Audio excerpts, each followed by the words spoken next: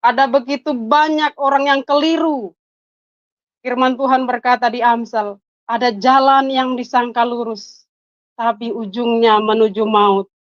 Ada banyak merasa orang Kristen sudah merasa ada di dalam jalan yang benar, di ajaran yang benar, di pemahaman yang benar tentang firman. Tetapi ketika kita gali firman, ketika bongkar isi firman, lebih dalam, ternyata kita baru di kulit luar. Baru di luar, Bapak Ibu. Tapi kalau kita ditanya, misalnya apakah hari ini pingin masuk surga kalau waktunya habis? Dengan tegas, dengan berani, yes, saya pasti masuk surga. Tapi ketika ditanya, adakah baca Alkitab? Sudahkah pernah tamat baca Alkitab di usia 50 tahun? Belum pernah. Ini tipuan iblis, Bapak Ibu. Matius 7 ayat 21 berkata, tidak semua orang yang berseru Tuhan, Tuhan akan masuk dalam kerajaan surga. Tidak semua, banyak yang bilang Tuhan, Tuhan di gereja, di mana-mana selalu bawa-bawa nama Tuhan. Di mana-mana selalu gadang-gadang Tuhan, Tuhan, Tuhan, dan Tuhan. Tapi tidak semua yang berseru itu akan masuk dalam kerajaan surga, kata Tuhan. Di kalimat berikutnya firman itu berkata, siapa yang melakukan kehendak Bapa? Tapi siapa yang melakukan kehendak Bapa? Apa kehendak Bapa? Apa kehendak Bapak, Bapak Ibu? Ini nih, Alkitab, firman, itu kehendak Bapak. Terus bagaimana kita melakukannya kalau kita tidak membuka, tidak membaca, dan tidak belajar? Bahasa Indonesia, bahasa daerah, bahasa apapun ada, itu bukti Tuhan berkemurahan. Bukti Tuhan mengasihi kita, Bapak Ibu. Hidup ini adalah kesempatan. Alkitab kita tidak dipersulit oleh Tuhan. Silahkan baca dari versi bahasa manapun. Itu bukti apa? Kita harus tahu itu bukti cinta Tuhan, bukti kasih Tuhan bagi kita semua supaya kita tidak masuk neraka, Bapak Ibu. Jangan merasa pede, hari ini mati langsung surga, tidak. Cek dulu langkah kita, kaki kita, telinga kita dengar apa tiap hari. Mulut kita bicara apa tiap hari? Hati kita pikirkan apa? Pikiran kita pikirkan apa? Apa yang kita lakukan hari-hari? 1 Korintus 15 ayat 50 berkata, dengarkan baik-baik firman ini. Saudara-saudara, inilah yang hendak kukatakan kepadamu.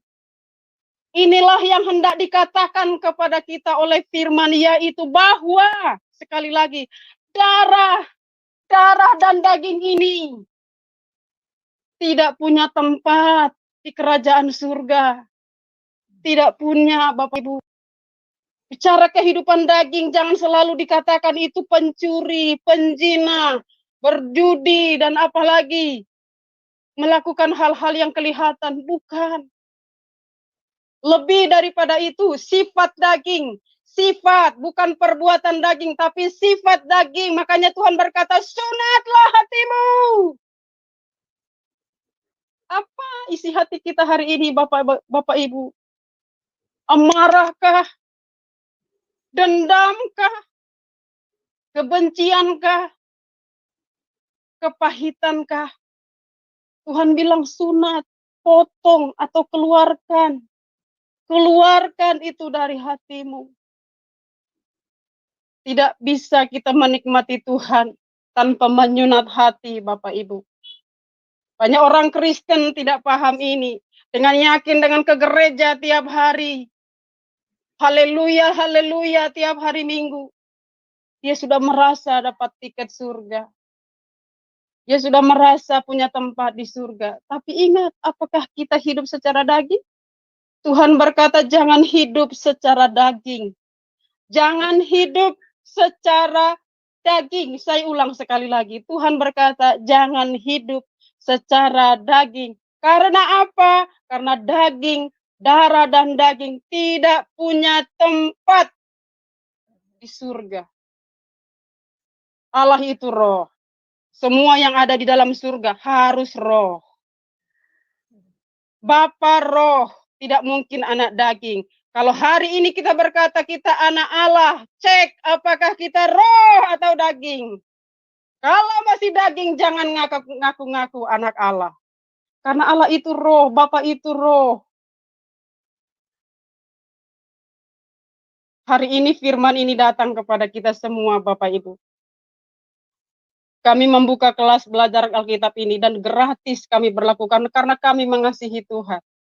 Kami ingin jangan hanya kami yang menikmati firman yang luar biasa ini.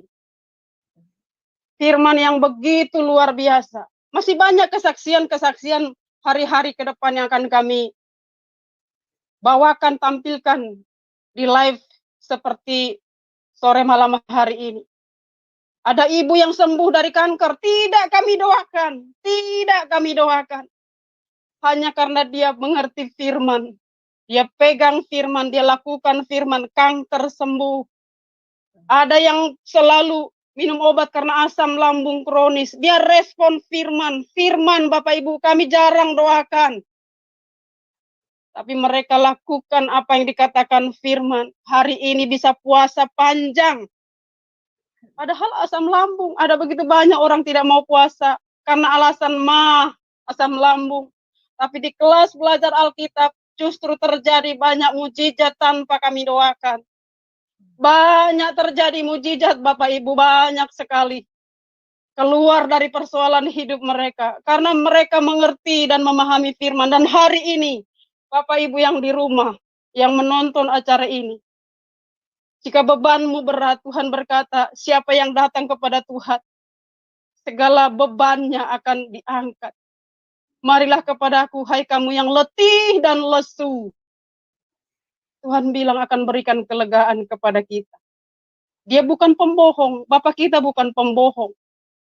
Dia ya dan amin. Dia ya dan amin.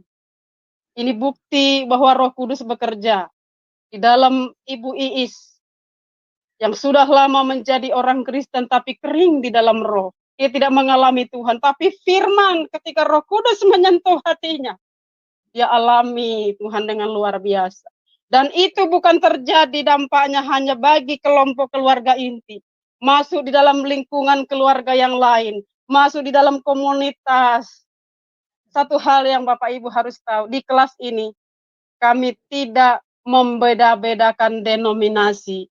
No, semua ada di sini, yang Katolik, yang karismatik, yang mantan Muslim, yang baru masuk Kristen, yang sudah Kristen sudah lama, bertahun-tahun ada di sini.